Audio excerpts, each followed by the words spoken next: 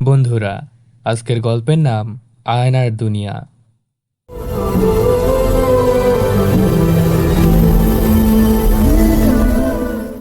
আমি ভেবেছিলাম সূচের চোখের আতঙ্ক শেষ হয়েছে, কিন্তু রাতের বেলা আয়নায় নিজের মুখ দেখতেই আটকে উঠলাম।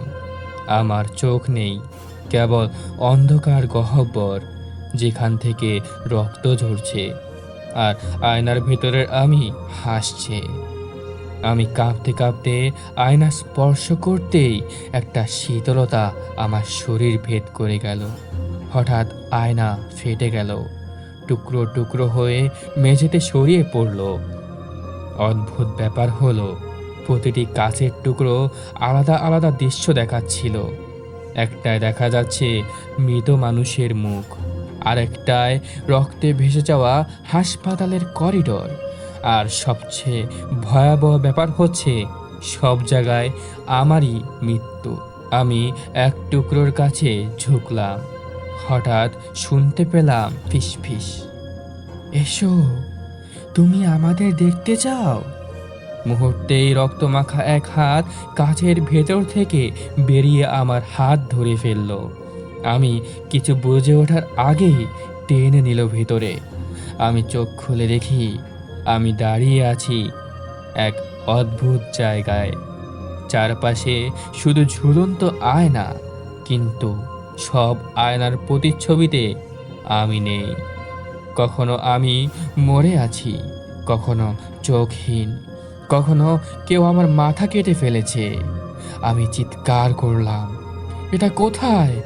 তখনই পেছন থেকে ভেসে এলো এক নারী কণ্ঠ, স্বাগতম আয়নার দুনিয়ায়, যেখান থেকে কেউ ফেরে না।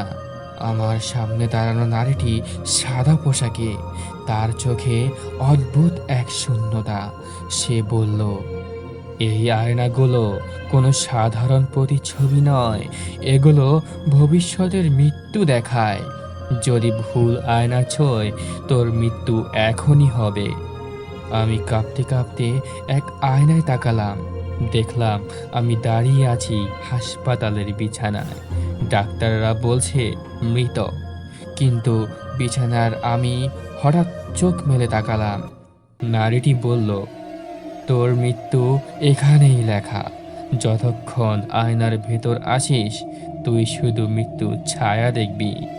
আমি চারপাশে তাকালাম, কোথাও বের হবার রাস্তা নেই। প্রতিটি আয়না যেন আমার ভয় গিলে খাচ্ছে।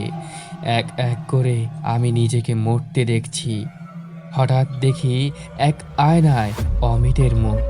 হ্যাঁ, সেই অমিত যে সূচের চোখের শিকার হয়েছিল। সে ফিস ফিস করে বলছে, এখান থেকে বের হও, নইলে তুমিও আয়নায় বন্দি হয়ে যাবে। আমি চিৎকার করলাম, আমি কিভাবে বের হব? সে বলল, নিজের রক্ত দিয়ে বের হওয়ার দরজা খুঁজে নিতে হবে। আমি কেটে ফেললাম আমার হাত, রক্ত ঝরল মেঝেতে। তখনই এক আয়না অদ্ভুতভাবে লাল হয়ে উঠল। মনে হলো এটাই হয়তো আমার একমাত্র পথ। কিন্তু লাল আয়নার ভেতরে আমি হেসে গলা কেটে ফেললাম। আমি পেছনে সরে গেলাম। এটা কি ফাঁদ? নারীটি বলল, এখান থেকে বেরোতে হলে সত্যিকারের নিজেকে চিনতে হবে, তোর ভয়কে হত্যা করতে হবে। আমি আবার লাল আয়নার দিকে তাকালাম, সেখানে আমি নিজের গলা কেটে হাসছি। আমি চোখ বন্ধ করলাম, আরও রক্ত ছুঁড়ে দিলাম সেই আয়নায়। হঠাৎ পুরো কারখানার সব আয়না একসাথে কাঁপতে শুরু করলো। প্রতিটি আয়নার ভেতর থেকে মৃত মানুষের চিৎকার, তারপর সব নিস্তব্ধ। আমার সামনে এক বিশাল আয়না, যেটাতে আমার বাস্তব মুখ দেখা যাচ্ছে। আমি দৌড় দিলাম, স্পর্শ করতেই এক ঝলক আলো। আমি পড়ে গেলাম এক গলির মাঝখানে। আয়নার দুনিয়া শেষ হয়ে গেছে ভেবে আমি হাঁপ ছাড়লাম, কিন্তু ভুল ছিলাম। গলির কোণে একটা পুরনো আয়না পড়ে আছে।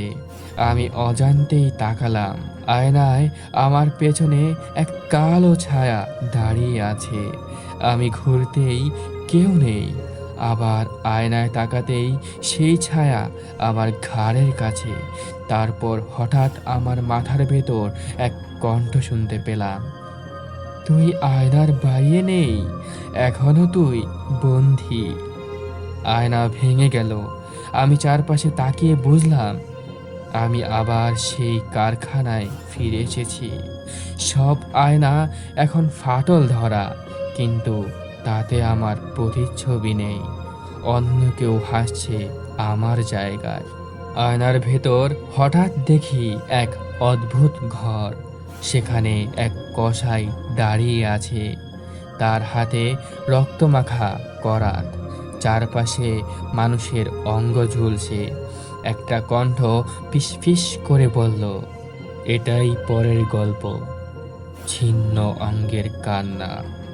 যেখানে শরীর বেঁচে থাকে কিন্তু আত্মা টুকরো টুকরো হয়ে যায়। তাহলে বন্ধুরা, আপনারাও কি তৈরি ছিন্ন অঙ্গের কান্না শুনতে? তাহলে আমার গল্পকই চ্যানেলটি সাবস্ক্রাইব করে রাখুন। দেখা হবে ছিন্ন অঙ্গের কান্না গল্পে।